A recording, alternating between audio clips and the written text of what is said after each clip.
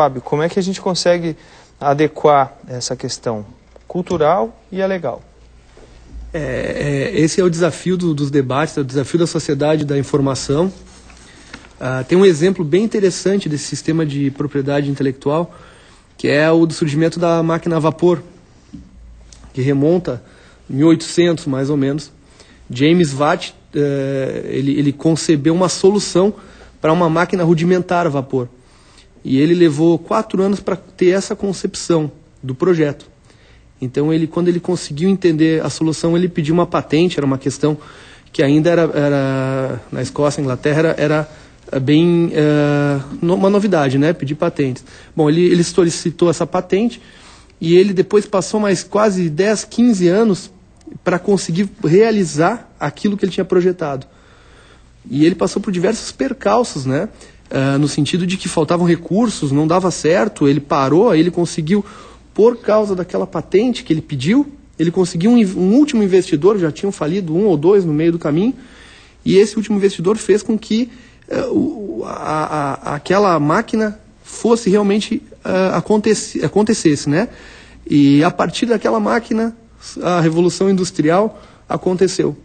Então, a pergunta é que fica, se ele não tivesse tido esse resguardo da patente, se ele não tivesse tido esse direito de explorar aquela invenção, ele teria atraído aquele investidor teria apostado com ele, porque era incerto na época que ele pudesse conseguir alguma solução. E na medida em que ele conseguiu aquele investidor, aí ele conseguiu a máquina a vapor, e a máquina a vapor, logo depois veio a questão da invenção do trem, né? Enfim, a Revolução Industrial começou dali. E então a gente tem que conciliar essa questão. Eu trouxe um pouquinho para a área da propriedade industrial, né? Que é um dos ramos da propriedade intelectual. A questão da cultura cai mais para a parte de direitos autorais. Mas também essa questão do artista, ou ele teria incentivo para criar, para desenvolver mais seu talento, não é? Para ele se esforçar, para ele, às vezes, até largar outras questões econômicas na vida dele e apostar tudo numa carreira. Mas a gente vê que muitos artistas surgiram porque tem a possibilidade de divulgar gratuitamente ou de deixar baixar seus arquivos de graça. Quer dizer, é uma faca de 2 gumes. Não sei se eu posso... Pode falar. Eu achei ótimo esse exemplo, na verdade, porque se na época dele, aí vem o contraponto, na época dele tivesse internet, ele pudesse pegar esse desenho do projeto dele, jogar na internet, e aí, ao mesmo tempo, conseguisse contribuições de várias pessoas de várias partes do mundo para desenvolver essa máquina a vapor. Quem sabe se, em vez de 10 anos, ele não levaria 2, por exemplo. Que essa é a lógica do software livre, né? Que a gente tem hoje.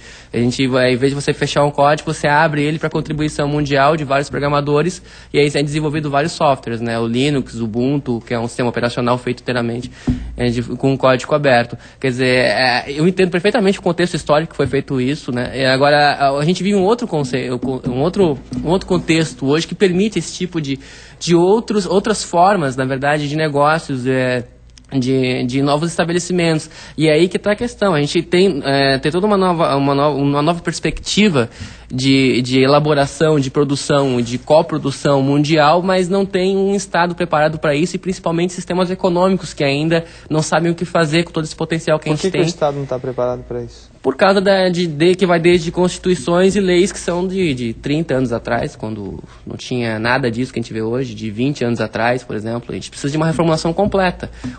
A lei de direito autoral é uma parte dela, mas na verdade a gente precisa de uma reformulação de tudo. Uma reformulação em vários âmbitos, né? De leis e de patentes, de marcas e tudo mais. Precisa remodelar isso, né? Na verdade. São alterações políticas que precisam ser feitas na sociedade para acompanhar hoje todo esse potencial que a gente tem. E principalmente mudanças culturais, né? Que não é mais aquela coisa de você receber absolutamente pela sua propriedade, mas pelo serviço. Há vários outros modelos de negócio sendo explorados hoje que está deixando todo mundo perdido. Voltando aqui, Fábio, alguém pode ser punido por baixar um MP3 sem pagar o direito autoral? Em tese, poderia ser punido, não é? Eu, particularmente, acredito que o consumidor, criminalmente, eu acho que se torna um exagero. Eu acho que a questão de ele ser punido pela questão econômica, por perdas e danos ao titular do direito aí infligido, eu acho que ele nesse... Isso já aconteceu alguma vez? Se tem alguns casos, algumas notícias mais fora do Brasil, né? Alguns consumidores que foram pegos aí para o boi de piranha, né? Mas, de fato, eu acho que o consumidor não... Nesse ponto, punir o consumidor não é a solução para nada. Eu acho que a questão tem vários pontos. Uma delas é que os titulares, eles exercem seus direitos, não é? A sociedade tem que entender também a própria arrecadação, como que ficaria na troca livre e restrita de informações, né? E a informação entendida como um bem. Como que ficaria a arrecadação, né?